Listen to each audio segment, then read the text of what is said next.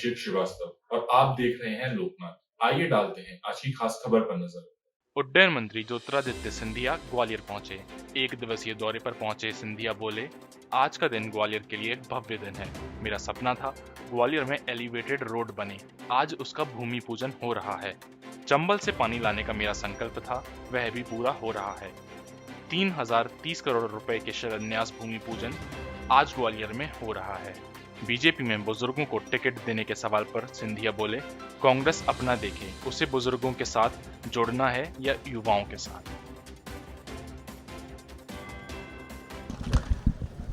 आज एक बहुत महत्वपूर्ण और भव्य दिवस ग्वालियर के लिए है। मैं मुख्यमंत्री शिवराज सिंह जी को, नितिन गडकरी साहब को और हमारे सिंचाई मंत्री तुलसी सिलावट जी को तहे दिल से धन्यवाद अर्पित करना चाहता हूं। जहां एक तरफ जो मेरा सपना था, जो आज साकार हो रहा है, एलिवेटेड रोड भाग 1 IITM से रानी झांसी के धाम तक, और वहां से आज हमारे पुलिस चौकी तक 7.5 किलोमीटर की एलिवेटेड रोड की भाग 2 का शिलान्यास होने जा रहा है, 926 करोड़ रुपए का।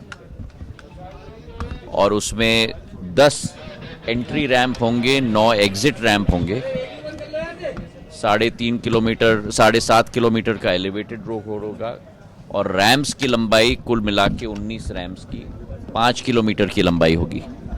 उसी के साथ चंबल से पानी लाने का मेरा एक संकल्प था ग्वालियर के लिए, जो माधव महाराज ने ग्वालियर को बसाया था, और उस समय पानी की योजना वे लेके आए थे। 2070 तक पानी की कोई कमी ग्वालियर के लिए न हो, तो चंबल के लिए ये पानी की योजना का शिलान्यास केवल शिवराज सिंह जी के आशीर्वाद और प्रधानमंत्री जी के आशीर्वाद से संभव हो पाया है।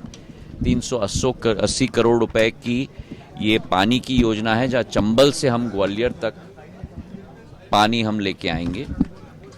आने वाले भविष्य में वार्ड 1 से 60 और 61 से 66 तक उनका डिस्ट्रीब्यूशन की योजना करीब 1000 करोड़ रुपए की होगी। आने वाले दिनों में उसका भी हम लोग शिलान्यास करेंगे, लेकिन आज केवल पानी की योजना का 380 करोड़ रुपए का शिलान्यास है। उसी के साथ मेरे पूज्य पिताजी के साथ, उनकी स्मृति के साथ जुड़ी हुई श्रीमंत माधवराव सिंधिया बेहद सिंचाई योजना, जहां कुल मिलाकर 2.5 लाख हेक्टेयर जमीन सिंचित होगी। 5 जिले प्रभावित होंगे, ग्वालियर, शिवपुरी, श्योपुर, मुरैना और गुना। पूर्ण क्षेत्र में एक नई सिंचाई की क्रांति आएगी। शिवराज सिंह जी को तहे दिल से मैं धन्यवाद अर्पित करना चाहता हूं कि इसका पहला भाग 6600 करोड़ रुपए की पूरी योजना है। पहला भाग 2001 करोड़ रुपए की आज शिलान्यास भी हम लोग करने जा रहे हैं। तो कुल मिलाकर करीब 3300 करोड़ रुपए के कार्य का आज शिलान्यास होने जा रहा है। मैं अपने हृदय की गहराइयों से आप सब लोगों को और ग्वालियर की जनता को शुभकामनाएं देना चाहता हूं, और शिवराज सिंह जी को और प्रधानमंत्री जी को दिल की गहराइयों से धन्यवाद अर्पित करना चाहता हूं। ये भी तीसरी सूची की तैयारी कर रही है, लेकिन कांग्रेस कह रही है कि कड़वे दिन हम लिस्ट जारी नहीं करते कड़वे दिनों में। कांग्रेस अपना देखे, बीजेपी अपना देखेगी। चलिए, बहुत अच्छी योजना शिवपुरी के लिए भी मिली है। हमारा माधव नेशनल पार्क जो मेरे पूर्वजों के द्वारा स्थापित किया गया था, जहां पिछले 30 सालों से बाघ पूर्ण रूप से लुप्त हो गए थे, उस शिवपुरी माधव नेशनल पार्क में मैं भूपेंद्र यादव जी, केंद्र पर्यावरण मंत्री जी को दिल की गहराइयों से धन्यवाद देना चाहता हूं।